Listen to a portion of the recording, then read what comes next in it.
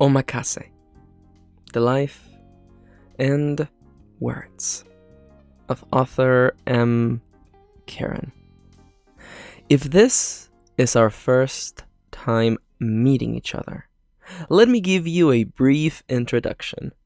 My name is Max. I write books for a living. My pronouns are they, them, and welcome to my writing advice and inspiration podcast. If you're new, the podcast has a pretty simple format. The first part is about my week and my process, what I've been working on, my own experience. I recently finished the novel, so I have a lot of things to say. The second segment is viewer questions. Every week I tackle 2 questions that I got on my YouTube channel, my Twitter, my Tumblr, pretty much anywhere you can at me, I take questions. I'm going to be talking today about the one good piece of writing advice, the only piece of writing advice that matters. The second question is going to be on research, a topic that is very close to my heart at this moment, especially seeing as how I am revising a novel. The last part of the show is the prompt, where I give you a character exercise for you to think about your characters and your story. And that's pretty much it. Now, I want to get started with my week and explaining why there was no episode last week. But I want to say first that in the description of this podcast and or video are a bunch of handy links, such as my email, you can reach me to, the song that you hear at the beginning and at the end of the show, and more. All right. Let us begin from the top, my week. And in this case, my last 2 weeks. It's been a riot? It's been fantastic. Last week, I finished the novel I was working on. I finished C79, a name that will not carry through revision, and it will most likely end up getting named something else, but that's fine. The endings, man. Endings, it's every time. There's a saying that goes around that the last 10% of any project is the last 90%. And it sure feels like that for novels where you think that, the story is gotta get finished eventually, and then the epilogue goes on for quite a bit. And I don't mind that. I am the kind of person I would very much rather go a little bit long in the ending and give the reader a little bit of satisfaction, a little bit of closure, than just ending things right at the climax. I've never been a big fan of that. It always leaves me wanting more, but not in a good way. Not in like, oh, I want to read the next book in this series, but rather like, oh, well, that's a cliffhanger ending if I've ever seen one. Ranting out of the way, I usually record the podcast on Tuesdays. You guys know this. I used to record them on Wednesday, and for all of you keeping track of all the lore, I used to record Wednesday, but I stopped recording Wednesday because Wednesday is trash day. And if there's something that, as someone editing an audio only, show, can tell you, background noise is a terrible thing. And seeing as how trash trucks are notoriously loud, never in my life have I heard a sneaky trash truck. Though I guess if there was such a thing as a sneaky trash truck that made no noise, how would you know it was there? Philosophical questions aside, Tuesday of last week was the day I should have been recording the podcast, but I was right in the middle of the ending of that novel. I remember that I sat down to write and I didn't get up for 5 hours. I wrote a silly, and we're really talking silly number of words. I wrote so much. It is actually kind of comical how much I wrote. Probably the biggest single word count I've had in years. But the novel wasn't finished. My original plan was to record a small episode of the podcast on Wednesday the following day. But listen, I had been writing for hours upon hours, and to the point where my wife left for work, and then she came back, and I was still writing, and she was like, Max, have you eaten anything? And the answer was, no, I've been drinking coffee all day. Can't you see? By the fact that I'm actually just a blur, I'm moving so fast that your eyes only see the residual image of me. And she was like, okay, time for you to eat some food. Turn off your computer, and not write. And I was like, that's crazy! And then I did it because she is my common sense. I was born without common sense, and whenever she's around, suddenly I realize, hey, this is a bad idea. Or at least sometimes I feel like I was born without common sense. At least when it comes to writing, because it just gets so lost in it. And I was this close. I was so close to finishing the novel, and I stopped right on the very, very last part of the end. And I hated it, but my wife was right.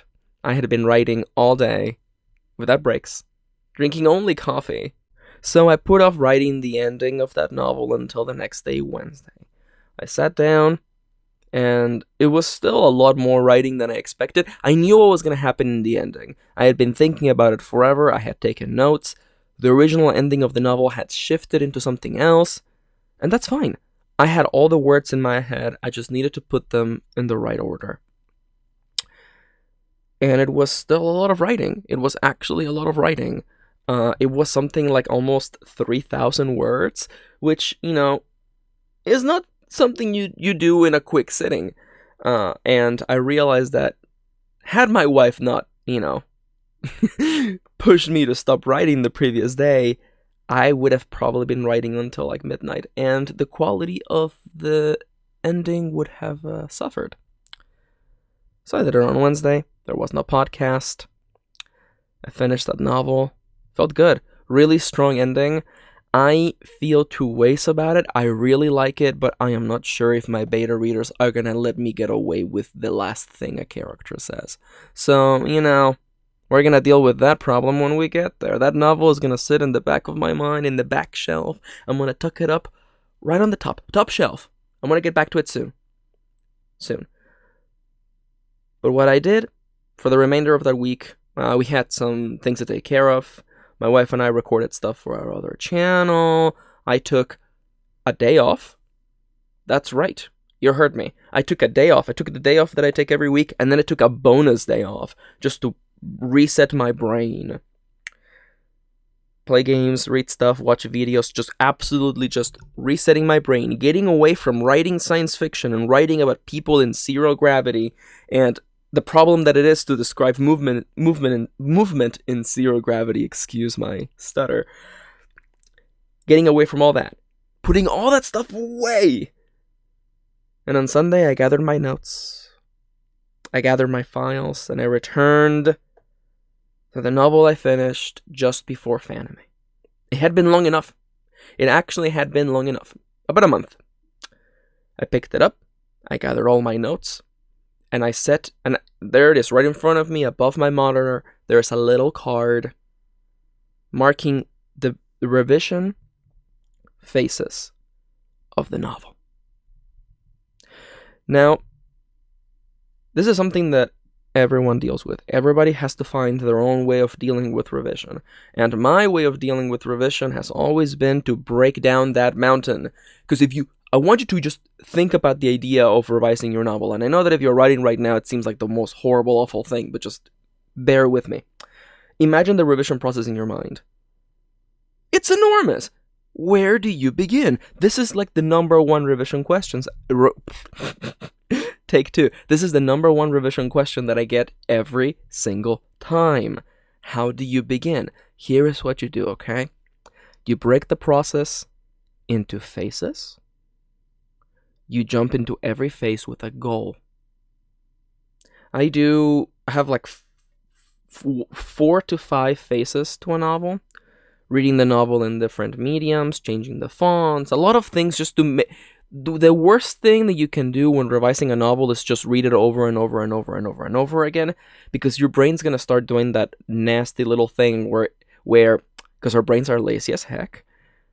I already read this, so I don't have to pay attention to it. That's why changing fonts when you're revising helps, because your brain goes, oh, I've never seen this before. The mental patterns that I have saved up here in my noggin are not matching up to what I'm seeing on the screen.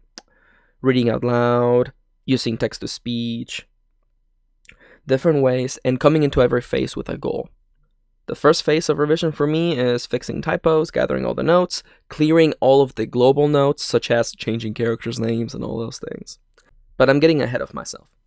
For this revision process, I want you to realize that the novel that I am revising right now, and I ought to give you a name. Oh, okay, I guess I can just call them by their names now.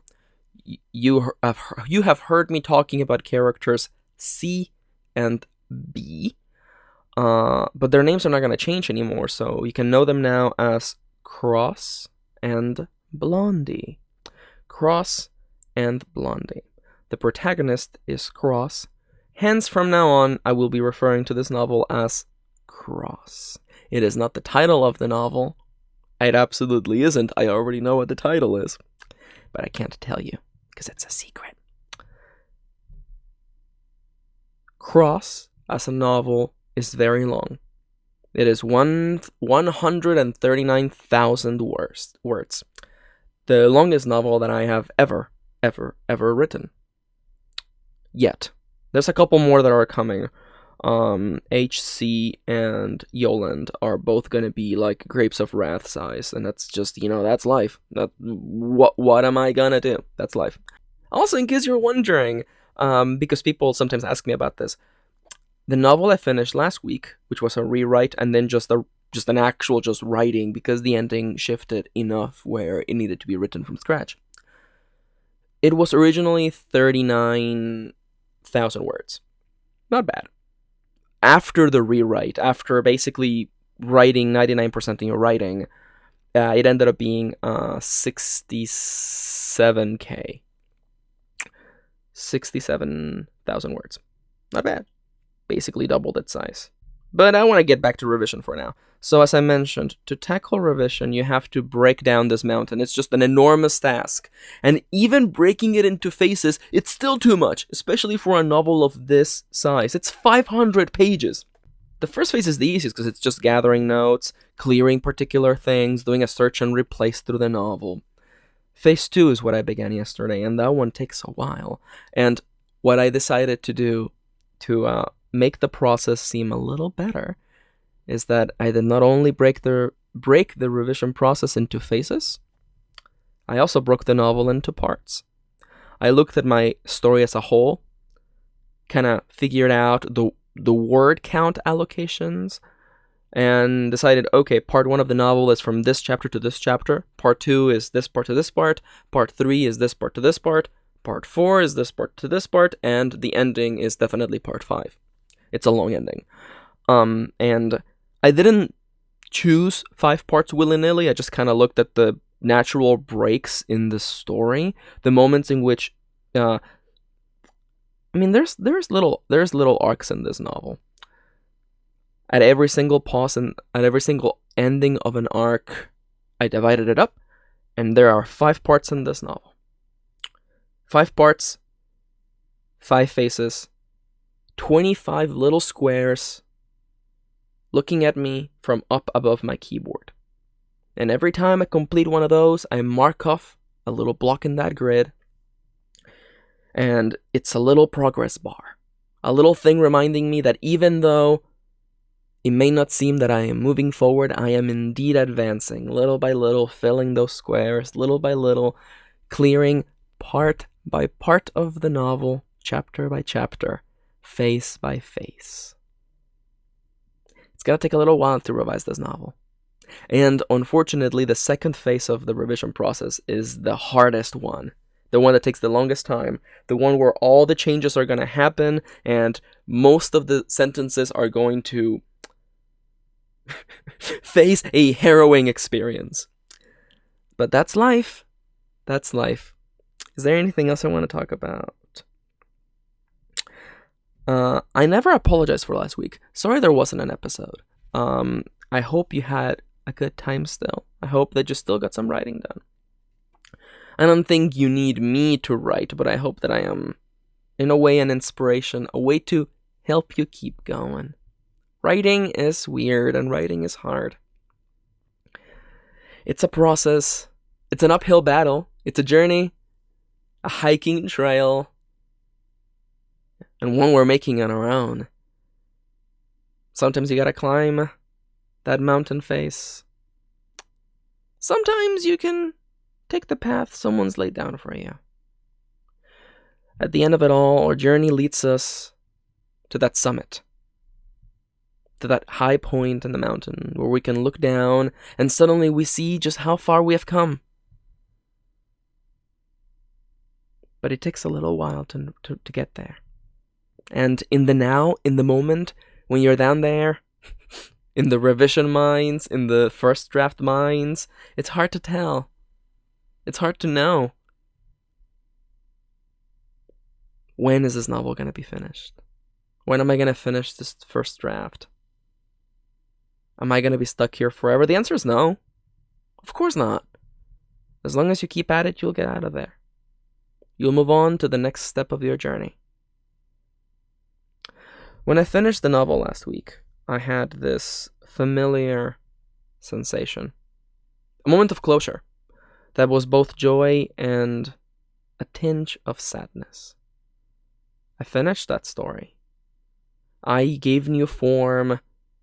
I enabled one of my oldest novels to finally shine, and I am so proud of it now. I am so happy with it, even though a lot of it is still a first draft. I did things with that novel now that I couldn't have done 5 years ago. A lot more confidence in my narration, in tackling non-binary characters. It's been good.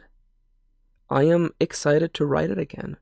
And even though I was happy that that process was done, and that even though it felt as though I was never going to get out of the rewriting minds, suddenly there was just a turn in the tunnel, a little curve, and next thing I knew I was out in the sunlight. Next thing I knew I was out. And suddenly the journey down there in the rewriting minds didn't seem as long as I thought.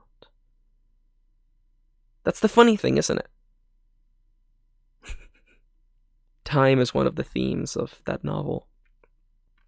And when you're suffering, time is ever so heavy, dense. Every second, every tick and every tock of the clock is like torture. But once that pressure is gone, once your shoulders feel light, time just gets past you. Days disappear without you realizing how.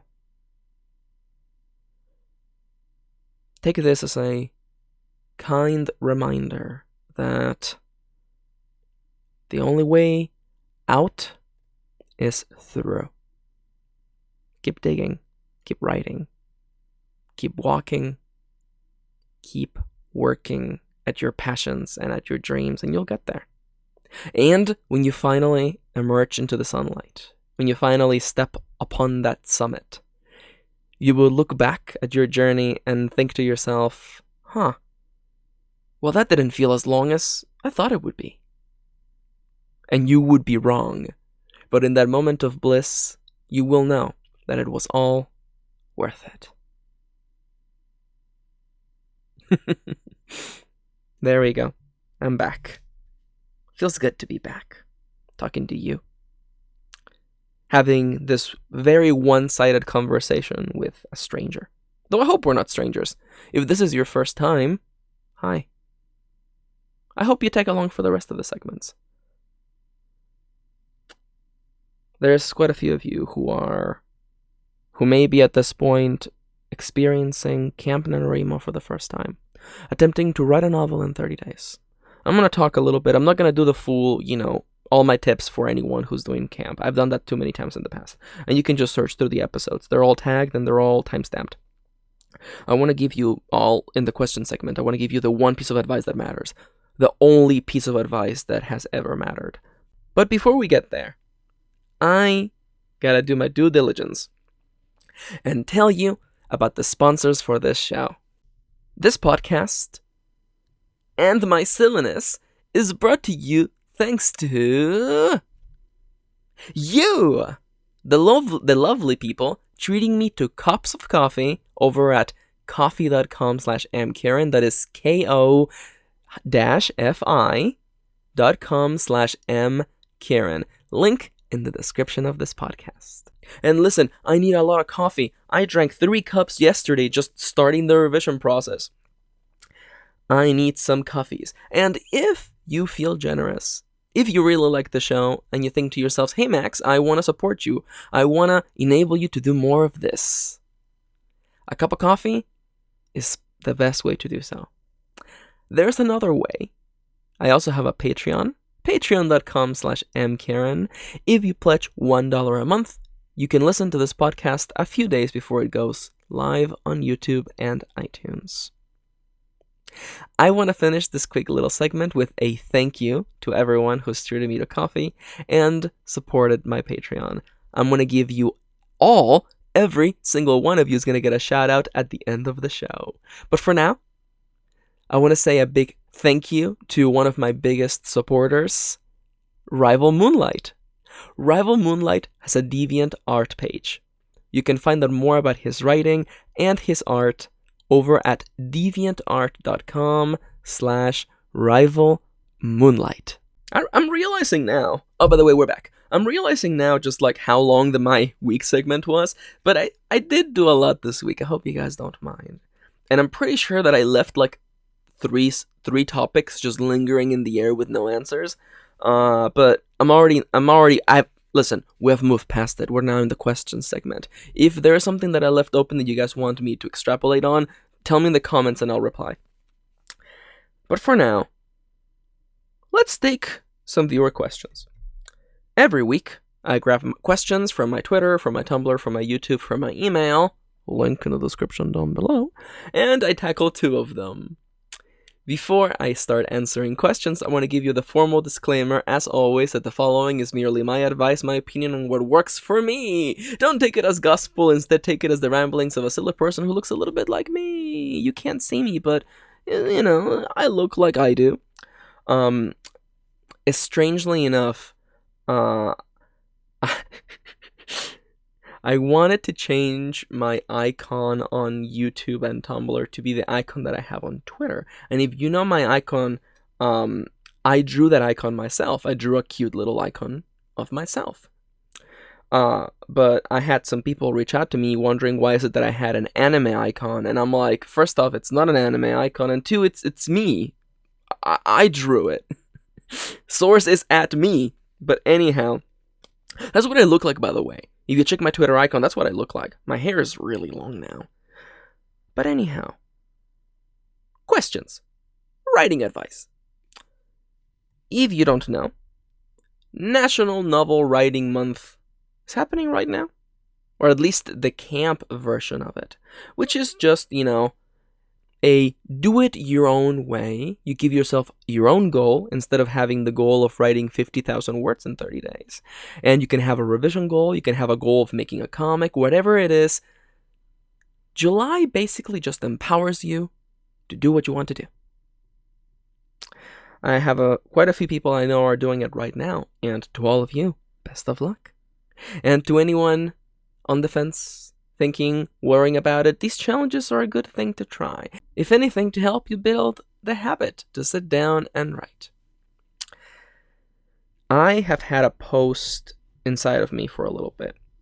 Sometimes I have like ideas for posts, things to post on Twitter, you know. Sometimes they're really silly jokes, sometimes they're just, you know, what basically amounts to well-made memes, I don't know. Writing memes, there you go. But I have a post, and I would very much like to go in great detail, so instead of posting it, I think I'm just going to tell you about it. Especially with my experience last week finally finishing that novel, and my experience this week beginning the revision process of another novel that I wrote. I am being reminded of a sentiment. I make it sound very serious, but there is one piece of advice. There really is just one piece of advice. The only one that has ever mattered. Listen, I make a writing advice podcast, and I've been making writing advice content for years, but if there's one piece of advice, one real piece of advice, I was about to swear, one real piece of advice, the only one that matters, the only one you should really take to heart, the one that is gospel, is to just start. Just start writing. Just start. No, don't hesitate. No, just start. You don't have an outline? Who cares? Just start. It's gonna be more work later? No, it won't be. Just start. Take it from someone who's done entire rewrites, who's done the harshest revisions, who has tried and done so much. Just start. Just start. I already want to go back and expand more on the idea of writing without an outline, but what you need to know, because I was thinking about this, I was reflecting on like the things that have enabled me to do this, and the struggles that I still face sometimes. I'm not perfect, you guys. I'm a human being, and as you know, I don't have common sense. That's why I have got my wife. But I was thinking about my writing process. I've been thinking about the struggles. And during the rewrite process of the novel I finished last week, right in the middle, that middle chunk, I'm going to say the start, the ending of the second act, and the beginning of the third act. That was a swamp. It was a desert. It was a wasteland to get through. And every single writing session, I had to sit down and hype myself up and then just quite literally just jump into the pool. Just start typing. Just start the timer. Just grab my little mushroom-shaped kitchen timer, crank it back 25 minutes, and just plop it on the desk. And just as the tick-tock, tick-tock, tick-tock, tick-tock begins to sound, I know time is ticking. I promised to myself and to this kitchen timer that I would start writing, and then I just start. It wasn't until the very beginning of the climax of the novel, finally when everything was coming together, that I would begin writing without even hyping myself up. Those are the best writing sessions. The easiest ones too. The ones where I just sit down and I know. And I just start. I sit down and sometimes I start and I don't even put on music. Those are the best days. Those are the easiest days. The days where the words just come to me and it goes. But those are not all the days. There's also the really crappy days. There's the days like that middle segment of the novel where I sit down and I'm like, ugh, how is this chapter gonna start? And I put on music and I imagine the characters and I try to hype myself up and I begin. Sometimes by forcing myself. Sometimes by grabbing my little journal where I track, my work cycles. And I write down the start time for my writing session and I set it back like a minute ago. And that little mental trick makes my brain go, hold on, I'm already a minute late. Better get started writing. Sometimes I just have to trick myself. Why? Because the only thing that matters, the only piece of advice that has ever mattered is to start. To just start writing. To just jump in. To start writing, to start editing, to start doing research, to start whatever it is that you need to begin the journey. Listen, I'm not going to lie to you. I was slightly worried when I began the revision process of Cross. Oh, it's so great that I can actually just call it Cross. I was a little scared. I was a little worried. I thought, okay, what if I actually just wrote a terrible novel? And I know you're thinking, Max, you've written so many novels. Why would you be worried about that? Everything you touch is gold, Max. That's not true. None of you are saying that. Especially with last episode where I'm like, man, I really want to go back to Raven's Gem. And my wife keeps wanting me to listen to Hamilton. And I'm like, I want to listen to Hamilton. But I know, I heard the first song. That entire album is a Raven's Gem album made for me. So I can't listen to Hamilton. Much to the dismay of my wife, who has been humming Hamilton songs for the last 3 weeks. But anyhow, back to the topic. I was worried about the revision for Cross. I'm like, maybe I just wrote a bad novel.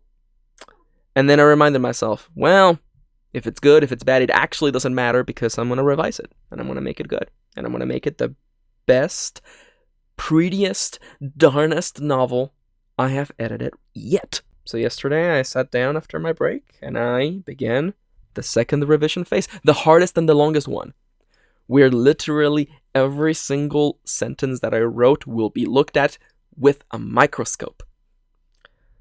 And many sentences will not survive. They will not leave unscathed. They may emerge in different forms, and many, they will perish. And that's life. And that's the writing process. But you can't get here if you don't start. Now, I mentioned earlier, if you don't have an outline, just start.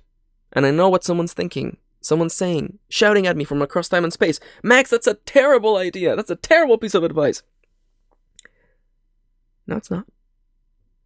Because I didn't say start writing and never make an outline. You can come up with ideas as you go. You can define characters and things as you go. Getting started is what matters. And as someone who's done plenty of outlining, most of which flies out the window the instant the character opens their mouth, I can tell you, play it by ear. Just start writing. Is it going to be more editing work? Trust me, the novel is going to be editing work no matter what. No one in the history of the universe has written a novel and been like, this is perfect and needs no revision, needs no fixing, no adjusting of the themes and the mood of the novel, and time to just sell it to a publisher. No one has ever done that. Writing is a long process. If the sooner you get started, the better. I have written many stories where I kind of just begin. I do the lightest outline ever. I begin, and then as I move through those first chapters, I realized, okay, this story is gonna go here, or I think, maybe, hopefully, it's gonna go here. So if that needs to happen, things gotta get introduced, things gotta come in early. So I start kind of planning as I go. Almost like a live performance, almost as though improv. You walk out there with a slight sense of confidence. In order to do improv, you need not know what you're gonna say, because you cannot know what you're gonna say. You need to just have a slight degree of confidence and a whole lot of shamelessness. You're gonna walk up there. Sometimes you're gonna make mistakes. Sometimes a few of those starting chapters are gonna get cut. But sometimes you pick up so much good momentum that you can just finish a whole novel with that energy. I know I have done it. There was a bit of a slump in the novel that I finished last week.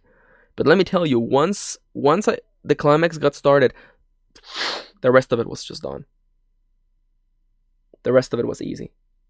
Even that very last day, I just sat down and I just started typing. Just began writing the very end of the novel. Almost without even looking at my notes. I had been thinking about it. Because the thing people forget about is that in between writing sessions, there's so much time for you to think about your novel. Think about what's going to happen next. That's what I used to do when I used to work at the laboratory. While doing the minutia and all the menial tasks, I would be thinking, okay, what's going to happen next? What would be the most fun thing that should happen next? And then I would think, okay, well, if that's going to happen, then this other thing's got to get established, so let's have the next chapter be about that. I am not saying that the best way to write is without an outline. What I am saying is the best way to write is to just start writing. Just start. If you have only 10 minutes, just start. If you have a whole day, just start. The only piece of advice for writing that has ever mattered is to just start. I hope that helps. And I hope that I wasn't too ranty. I've just been feeling very emotionally strong about this particular point for like 2 weeks, so I really wanted to get it off my chest. And now for a second question. I actually was asking Twitter for questions, and a dear viewer / listener sent me one. And it's a question that is, as you know, the easiest way to get your question on the podcast is to ask something that is connected to what I'm doing right now, because I have so much more to say than I usually would. So let's talk about research. I am currently revising, editing a novel. And as part of revising Cross, I am having to do a little bit of research on certain things and clarifying many world-building elements in here that I didn't do originally while I was writing.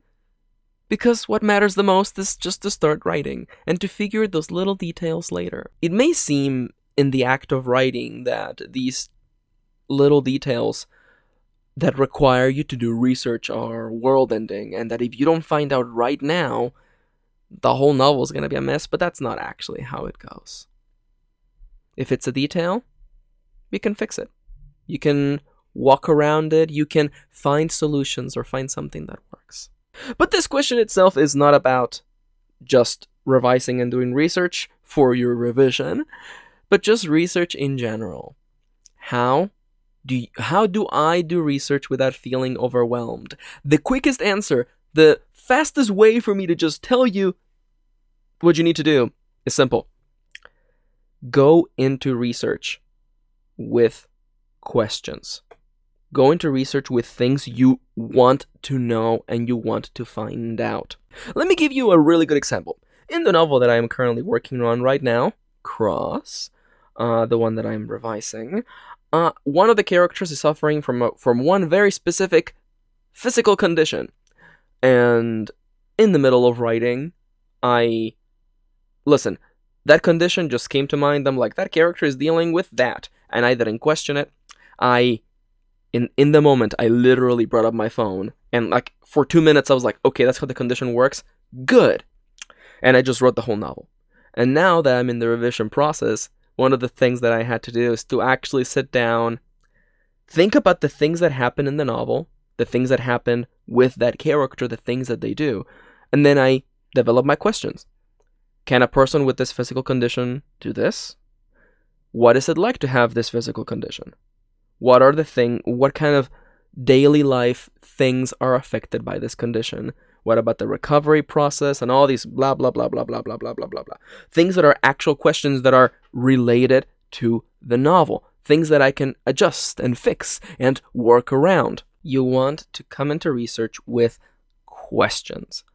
Things you want to know that have a finite answer. And you also want to probably check more than one source, just in case. For the novel that I'm working on, the big research point was that physical condition and learning as much about it as I could with the context of the things that happen in the novel. That way I don't have to know everything about the condition, though I'm picking up plenty during my research. But you come at it with context in mind. How does this thing I'm researching about, how would it impact the story that I wrote? Or the story that I want to write? Like, honestly, if you are planning a novel and you want to make sure that if you actually want to do the research first and you want to figure out, okay, I want to know about this time period, this historical event, this physical condition, etc., etc., etc., you can come in with questions. What is it like to do? You could even just write them down on a piece of paper, almost as though you're doing like a research paper or something, some sort of homework assignment. And, what is blank? What is it like to have this physical condition? What are the limitations to having this physical condition? How does the recovery process go? I had to look up things such as what are the dietary changes of having this physical condition? Because there's a scene in the novel where this character and the other character are eating, and I have to figure out if the things they were eating actually make sense, if this person can actually be consuming all of that fruit because of their physical condition. It's just, I just do the tiniest amount of research if I really need to. And during revision, I just really go at it hard. Mostly because by then, I know the context of the questions I'm going to be asking. That's it. Now, hold on. Yes, yes, I am getting your psychic transmissions across time and space, yes. Max, but what if, because you didn't do research at the start of the story, or before starting the story, you realize now that you have made a terrible mistake and you said something wrong? Max, the physical condition that your character has would impede them from doing blank. How do you reconcile the fear of getting things wrong with also the fear of just never knowing enough regarding a particular topic? How do you know if you know enough? For that particular point, do your research and check multiple sources. But also reputable sources. Like, I feel like I shouldn't have to say that, but hey, reputable sources and multiple reputable sources. But when it comes to that fear, that little nagging thought of like, oh no, but what if I write something wrong? And what if it's just a cascading effect and the whole novel falls apart because of this one thing? Well, first off, let's breathe for a second, okay? Let's take the example of the novel that I'm revising. Let's say, for instance, that I learned through the act of research, or if someone in the street had told me, hey Max, that physical condition does not work like that. My first reply would be, who are you and why are you talking to me? But my second reply would be, time to do research. To figure out. And if I were to find out, hold on, this condition doesn't work this way or that way, there are solutions. The whole novel isn't dead. It isn't like suddenly everything's falling apart at the seams. This is one detail in the story. And even if you were doing a historical novel and you realized you got one thing wrong, you know what you can do? You know what amazing power you have that most other mediums don't? Revision. Let's say, for instance, that example that I gave you. Let's say, for instance, that character X and character Y being the one with the physical condition, are having a meal and they're eating lots of fruit, as I described in that scene. And I learned that when you have that physical condition, you cannot consume that much fructose or glucose or just sugar in general. You know what I would do?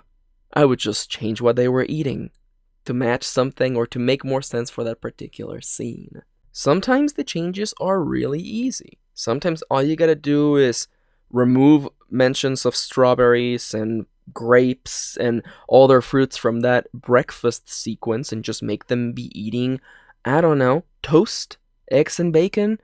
Figure it out. It's that right there is not a particularly bad problem. Let's consider another example.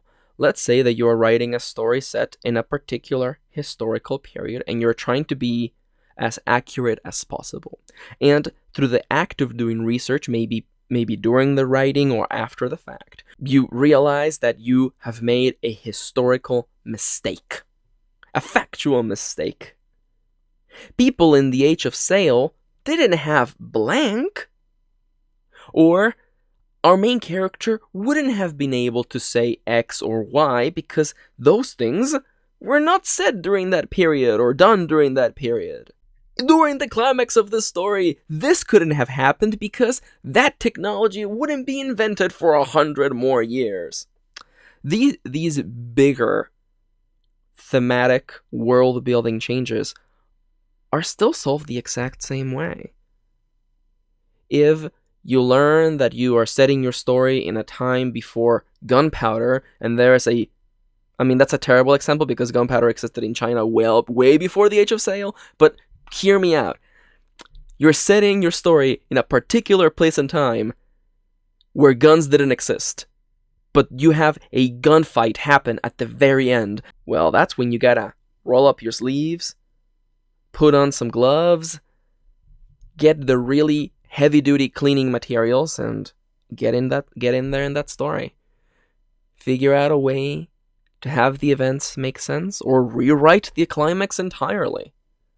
Figure out another thing they could be fighting with. Alternatively, you could also find a way to justify the existence of this thing a couple 100 years earlier.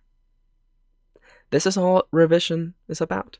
And in that particular example, I would, go back through the novel and sprinkle mentions of these things, for instance, for the gunpowder example or firearms. If firearms were not supposed to exist in this particular region of the world around this time, you can sprinkle early on in the novel details, talking about traders from China bringing their cannons. I forget what they called them. They had a very specific name. But, and someone devising a very clunky-looking device that could utilize this gunpowder and stuff like that, And maybe a smaller version of these cannons. This is a very specific example, but it's just, again, you have two things you can do when you find out you have made a mistake in your own factual, storytelling, I guess.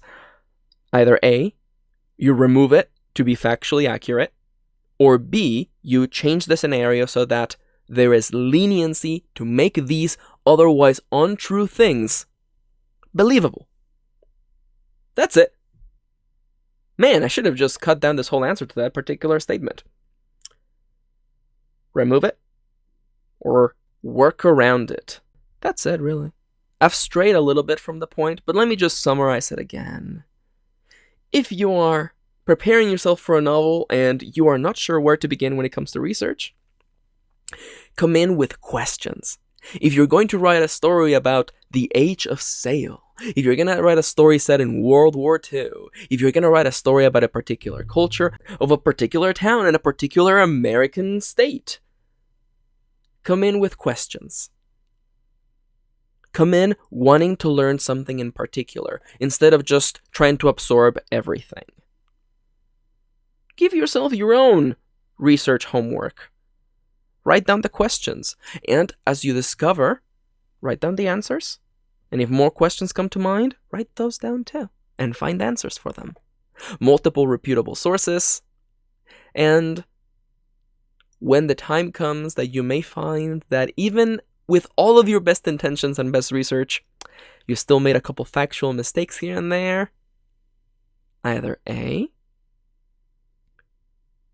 remove or change those particular details, or B, work around them. If you can make it believable enough that something is in there, even though it shouldn't, I think it's gonna be just fine. Okay? Okay. There we go. Not bad. I hope that helps. I hope that I gave a good, meaty answer to your questions. And I hope that my answers helped, and I hope that if anything, I showed you another point of view. And now, let's move over to the final segment of the day, the prompt. I'm going to give you a creative writing exercise, and it is your duty to think about writing. If you do not have the time to write out this exercise, then that's okay. All you need to do is just think about writing. Give yourself the license to just think about storytelling, about your characters, about your world, your setting. It's yours. You are creating it. You're making them. It's awesome. Think about them. Let your mind wander.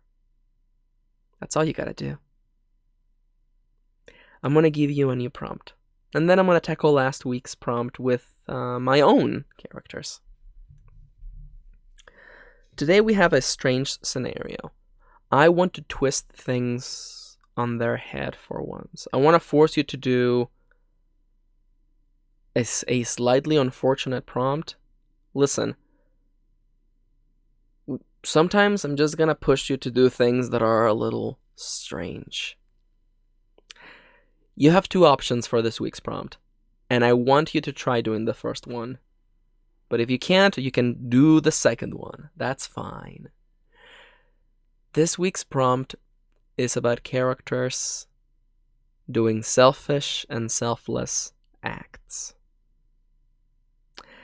I want you to take the antagonist of your story, the opposing force, the main hurdle of your character's journey. Consider the antagonist of your story.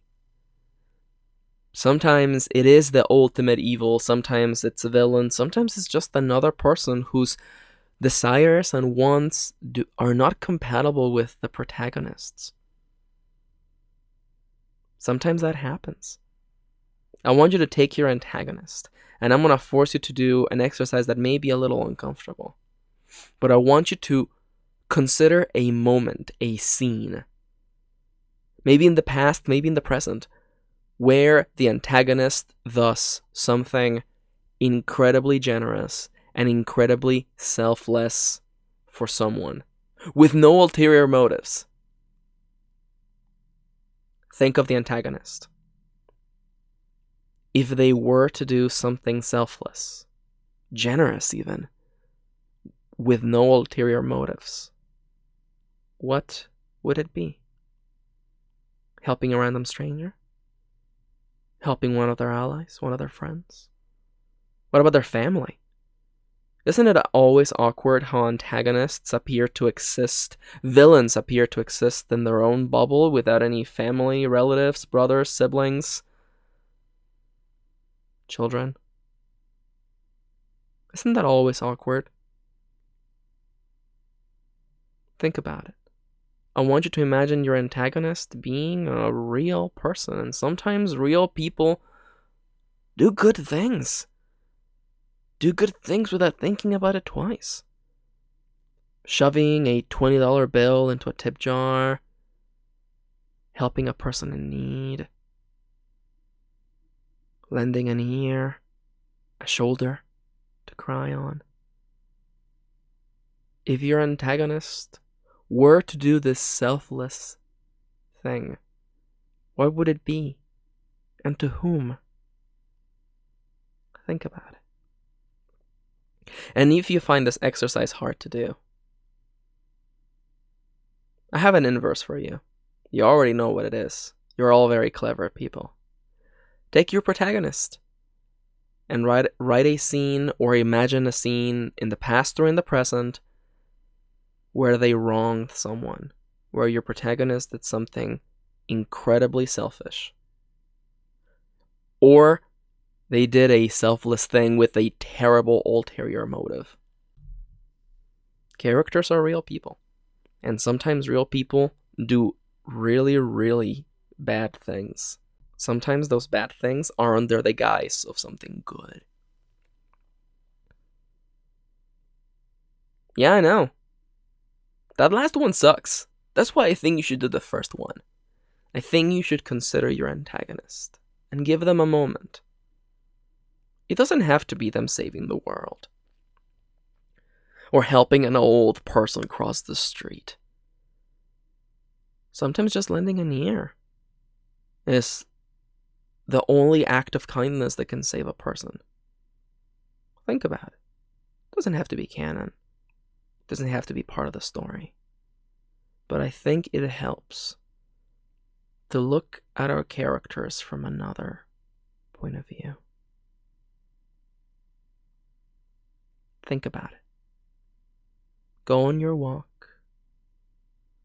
Listen to music. Listen to the sound of my voice. As you're walking, as you're driving, as you're doing your chores, preparing yourself to go to school or come back from school. If your antagonist had to do or were to do a selfless thing with no ulterior motives, what would it be?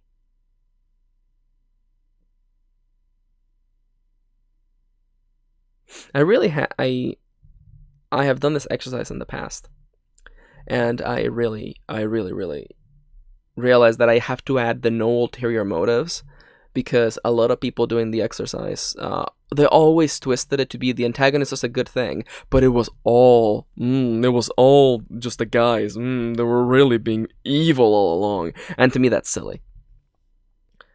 There are terrible people in this world. There are terrible people in this world. But we're all people at the end. And the goal of a good character is to emulate our humanity. Think about it. Okay?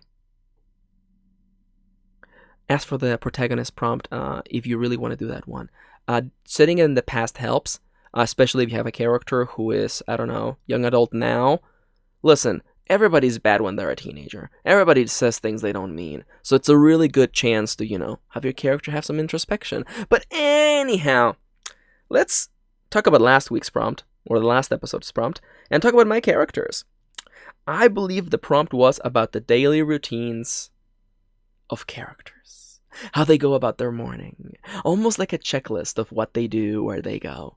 And now that I am back to working on Cross's novel, I guess I'm going to tell you about Cross and Blondie. You may be thinking, Max, what about that other character? Wasn't there another character? Because it was the C, B, and D. I'm like, oh wow, you're very attentive. You remember what I talked about. I'm going to keep my eye on you. For plot reasons, I would rather not give you their daily routine. How about that, huh? Is that cryptic enough? Yeah, anyhow. What are the daily routines of Cross and Blondie? I'm going to take these from the beginning of the story because things change. Cross and her story take place kind of in modern times, maybe let's say 20, maybe 15, like in the near future. I was going to say 10, 15 years, maybe, at most. And it's a modern setting. There isn't any magic in this story. It's pretty standard, but don't worry, there are fantastical elements because of course there are. It's me, it's what I do. Cross has moved back with her parents because of plot reasons. I imagine her. She wakes up late. She stays up really late playing video games. It's the only thing she can do to deal with the problems. And she wakes up late. I'm imagining, how late does she wake up? Gosh. A part of me is like 9 a.m., 10 a.m. I know people are like, that's not waking up late. Listen, I'm figuring out the timeline in my head. She's not getting enough sleep. This girl's not getting enough sleep. I'm going to say she gets up at 9 in the morning. Gets up at 9. Barely has time to wash her face. Washes her face. Tries to put on clean clothes. Fails. Her room is a mess. It's all boxes. It's already starting off on the wrong foot. I imagine that the first thing Cross does is that she gets out of her room, walks over, down the hall, down the corridor, over to her parents' bedroom. Her dad has a condition, and she is helping him. She's staying at home to help him because her stepmother works, and the step-siblings gotta go to school. From there on, from the moment waking up, awake, she takes care of her dad. The reason why I find myself struggling a little bit with Cross and her schedule is because it's not... Listen, when we get to Blondie, you're going to be like, this happens, then this happens, then this happens. At 9:05, this happens, because that's Blondie. That's not Cross. Cross is basically, instead of a checklist, it's just an amorphous idea of things that need to happen. If it's the weekend, I know that she would try to get up early, or still wake up at 9. Listen, she tries. She means well. I imagine her try to, make breakfast for her step-siblings and her stepmom, who I assume wouldn't be working on the weekend. But if it's a weekday, she gets up, helps her dad get up, cooks for him, feeds him, spends time with him, takes care of a few chores around the house, and then in the afternoon towards evening, I'm imagining around 3, maybe 4 o'clock, Estelle, Cross's stepmother, arrives with the children, the step-siblings, and at this point, Estelle and Cross kind of like begin the transition of who takes over Cross's dad. I imagine Cross is still, because it's not like, okay, tag, clock out, now Cross gets to have a real life. No, that's not how it works. Absolutely not at all. That transition, because, Estelle gets home, probably showers, probably does some things, helps the kids with their homework. I imagine Cross helping with what's around, cooking dinner, taking care of things. Does it sound like she's just living a life of tasks? Kind of, and it's part of the story. But at some point, after all of this, she has some time for herself. What are Cross's passions and dreams? How does she spend time? The very little that she has. I'm imagining that probably by 6, 7, by 7 dinners over, the dishes are washed. Now she actually has time for herself. She's not bitter about it. She loves her dad, but by then she's exhausted, she's tired. Maybe naps. Grabs a snack. Jumps online. And she plays games with her best friend. She plays online games with her best friend. Reading articles online, watching videos, watching streams. She stays up late. Doing all those things or just playing games. It's how she deals with things. How she gets away. A little escape. A little place that's not that narrow little room in the new house. Not the old house. Dad had to sell the old house. Old house is gone. Her childhood bedroom, gone. But it's not the only thing that's gone. Mom's gone. Sis is gone. Not gone on a trip or gone to another state, but gone somewhere else. Everything Cross has is in that house. In the new house. And the only way she can get away is spending time with her friend and playing games online. That's Cross for you. Blondie, on the other hand, oh my god, Blondie's so easy. I struggled with Cross, mostly because Cross's time is this amorphous thing. Sometimes it changes. Sometimes, I don't know, it still has to stay late at work, and that whole schedule gets shifted, and Cross doesn't finish taking care of the step-siblings and her dad until like 10 p.m. And then when does she go to sleep? I don't know. 3 in the morning? I don't know. That girl's not getting any sleep. Listen, Cross is getting no sleep. What about Blondie, though? Blondie? Oh, Blondie's so good. Listen, Blondie is up 6 in the morning. Blondie is up. You know why? Because when you get up early and you get ready for work and you are at work early, you can sit in your car playing video games before work actually starts. Blondie is amazing. Blondie is my hero. She maximizes time. She min-maxes her schedule to be able to do what she loves most, and she loves video games. Oh my god, Blondie is so good. We are talking about someone breaking down her schedule down to 5-minute intervals in an effective way that doesn't feel helpless and hopeless. This girl is like, lunchtime break is precisely 25 minutes. In between going to grab something to eat, eating it at said restaurant or that particular cafe, after it's all said and done, I have 25 minutes to enjoy for myself. That's enough for 1.5 Monster hunts in whatever Monster Hunter game she's playing. It's that simple. Get up. Get ready for work.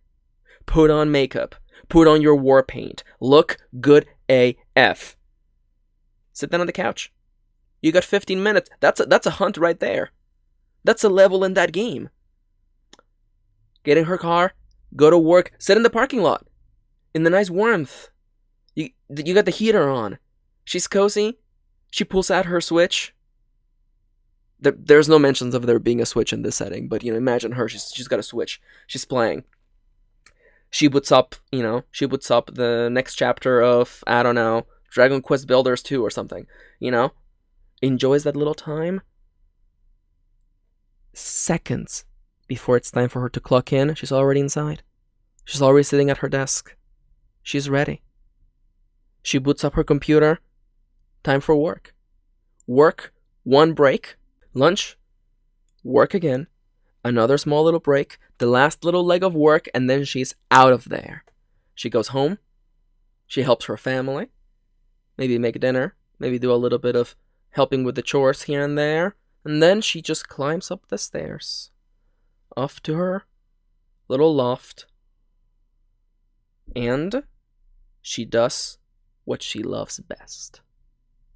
She spends time with her best friend, her favorite person in the whole world. That's Blondie right there. What time does she go to bed? Definitely before Cross goes to bed. I imagine their hangouts being something along the lines of, okay, it's like 1 a.m. I gotta go to bed, said Blondie. And then Cross goes, oh yeah, me too. Cross said, lying. Cross, that's a lie. You're gonna stay up reading Reddit, looking up all the patch notes. You wanna know just exactly how high is the DPS of this new gun, down to the decimals. That's Cross. That's how she kills time. That is how she makes do. How she is killing time, letting time pass while the bad news arrive.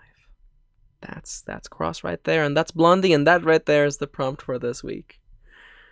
Ah, man. It feels good to actually be able to talk about these characters. I'm editing their story right now, and you're learning about them before you actually learn about them, and that's fun. I hope that this week's podcast was helpful. I hope that I was good company while you prepared yourself for the journey ahead. Because writing is a journey. You must start, though. I know it's scary. I know it's daunting. Just start. It will never be harder than it is now. When you have nothing. When there is nothing but empty pages. Start. Start. Start. Start. Even if you think it's bad. Even if you think it has no hope. Everybody thinks that. Just start. Start and build momentum. And sometimes you will finish that novel before you know it. And sometimes there will be ups and downs. Peaks and valleys. Sometimes there will be swamps and deserts. But the journey's worth making. So get on your feet. Sit your butt on that chair. Set the pen to the page and your fingers to the keyboard. And start telling stories.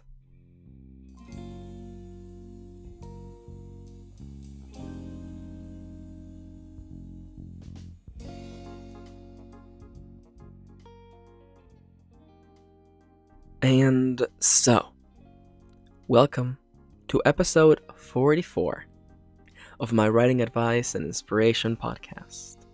I hope I was good company.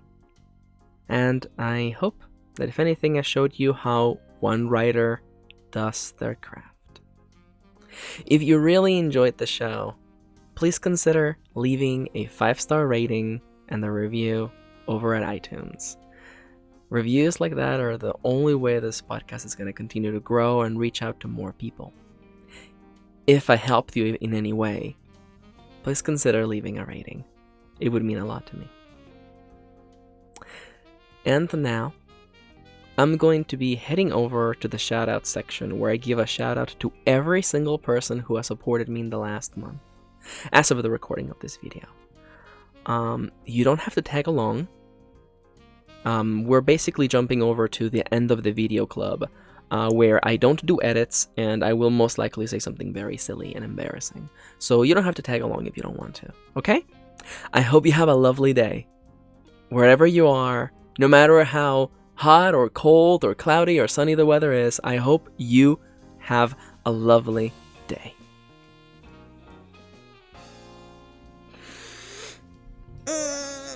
Okay. And so, welcome back. Hey everybody. Welcome back to the end of the video club. I'm your host, Karen. Oh great. Firefox is not responding. How you all doing? Welcome to the shoutouts, where I give a shout out to every single lovely person supporting me through coffee.com/mkaren and patreon.com/mkaren. Firefox. No. Yeah, man. Oh, Firefox, no. Firefox. Oh, no. Oh, no, Firefox, you wouldn't. Wait, there it is. Okay. I don't know why Firefox just decided to hide. Like, Firefox was just not coming up anywhere, but it's fine. Alright! See, that's how you know I don't do edits. Let's begin first with the people supporting me through Coffee.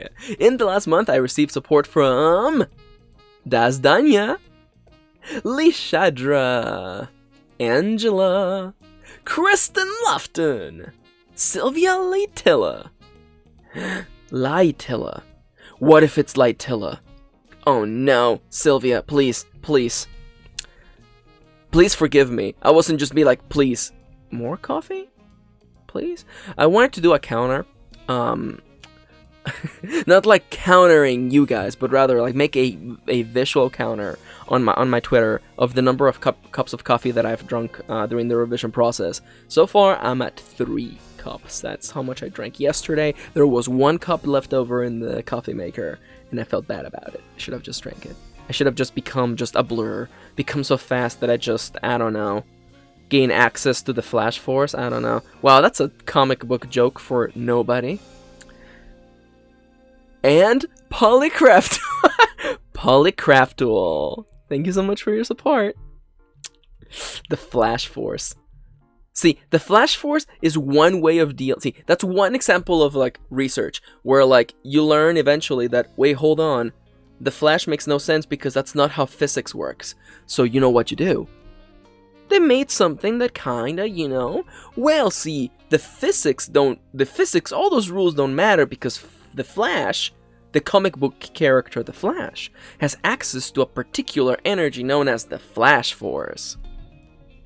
That's why, even though he's running really, really, really fast, he's not like tearing his body apart, or the molecules in his cells are not just exploding just from the sheer pressure of wind brushing up against them.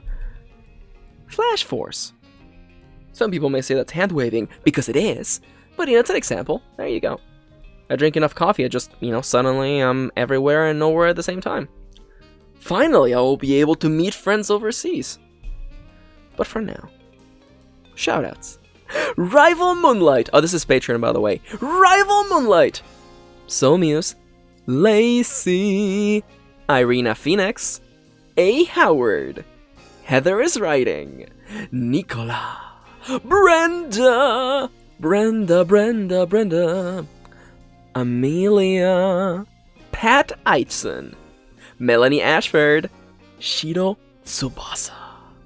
Alex Cast. Caitlin Blarg. Kameshwar Rao Shaluri. Kathy Lindsay. Ugh. No confidence. Okay, Kathy, you've been a Patreon for 51 months, and I have just no confidence whenever I read your name. Kathy Lindsay. You should look at the spelling, because then you go, my brain says one thing, but the letters say another. Also known as my life. Hey, writing is fun, especially when you have dyslexia such as I do. Kaylee! Mary Foster Smith. Juan Nunes. Raquel Fernandez. Janos Heibatsky. Sky D. White. Evie Ouroboros. There you go, nailed it. Connor. Rhiannon August. Nicolay. Jaytana Kirkwood. Oh no, I gotta look away. Aerosols! Noam Sahar. Novels and Tomes. Kiel. Lier Killo. Clem Pastor. Nicole Pastor. I was still holding the R sound from the previous syllable. Nicole Grissom. Biting the Sun. Christiane. Amanda Stevens. Zero Woods. K.M. Anderson. That is K.M. Anderson. And Alexo Hoshi. Also, by the way, I forgot to mention this. I'm recording this right at the beginning of the month, which means, it's that time of the month. Time for Patreon to just delete patrons for no reason. That's not true. It's because of the way in which Patreon charges credit cards. Some people don't show up until a little bit later, and that's okay. That's okay. How you all doing, guys? What about me? What about my life? My wife and I, we live in a small space, so we try to make the most out of it. And we actually, this took like math, but we managed to find a way to actually have a desk again. For me to have a desk, I had like a standing desk, and I've just been writing in the kitchen for a long while. And there's a desk again, and it's like the world's changing. It's like life is good again. I can sit at a desk and work, and it feels great. I never mentioned that, and it just goes to show that you can write novels whatever the heck you want. Just make it work for you, okay? I got a desk now. My wife and I are having lots of fun. We are running a one-on-one role-playing campaign. It's the best because, you know, since we both know each other very well, I mean, we're married. It gives me as the game master so much freedom to give her exactly the kind of game that she wants, and it's been a lot of fun. Just a little campaign that we're running basically whenever we have free time. It's been fun.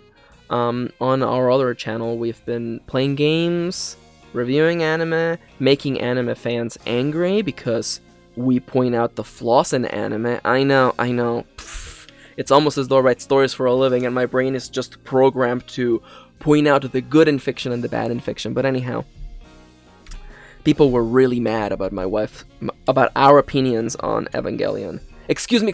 It's pronounced Evangelion. But yeah, life's good. Listen, I was gonna be like, man, dude. Listen, lady, distinguished guests, non-binary people out there, life's good. I'm leaning back on the chair, have my arms resting on the little nook of my neck. Listen, in part, I think it's because the weather has been so nice. We have had gray skies every single day. It's been chilly. It's been cold. It's amazing. I am in love. People complain. Maybe this is that the stereotypical like London weather? It's all like gray and like, I don't know, chilly. Because if so, I ought to move to London because this weather is great. Oh my god. Fingers crossed that it never gets warm ever again. I know it's foolish. Like, August is gonna show up anytime, and then September, and then October, where you would think it would get a little bit cold, like really cold, because autumn is like around the corner. No, that's when the heat actually shows up in California. So, I'm looking forward to getting nothing done during those months. But anyhow, anything else? Oh yeah, I've been finishing a lot of audiobooks, reading a lot of books. I don't feel comfortable talking about them yet, mostly because I was really enjoying this audiobook. And by the way, I listened to like 2 audiobooks, front to back, and I love them both. And this one, I liked it, but now I'm halfway through the audiobook and I'm like, okay, come on. It's taking a little long for things to happen. And the main character, his incredulity is starting to become baffling. Should I just say it? I love Neil Gaiman's writing, but American Gods is starting to get to me. Like, I have trouble believing that Shadow would not believe that there is something funky going on. It's like, oh, I'm witnessing magic and people coming back from the dead. Could it be that these people I'm interacting with are gods?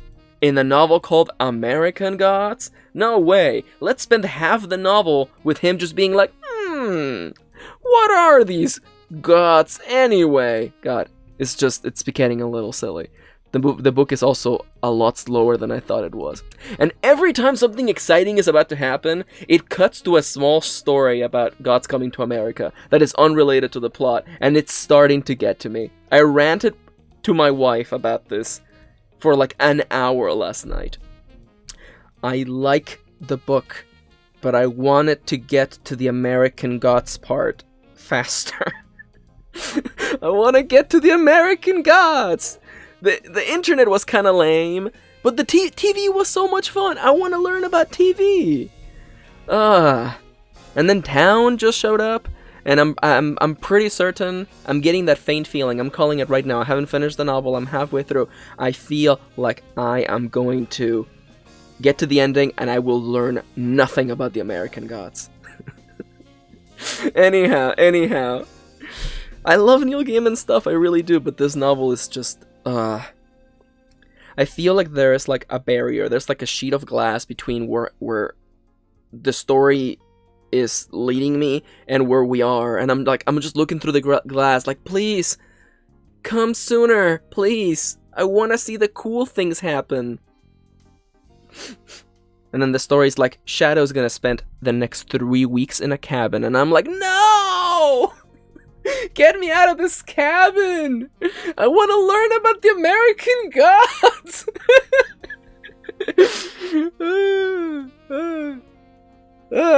Shadow meets 2 really, really cool characters. I'm like, oh, I want to know what they're gonna talk about. Cuts away to a half-hour, 30-page sequence about a short story where the god doesn't show up until the last 2 minutes. I'm like, oh god. The god. Where the god doesn't show up until the last... Oh my gosh.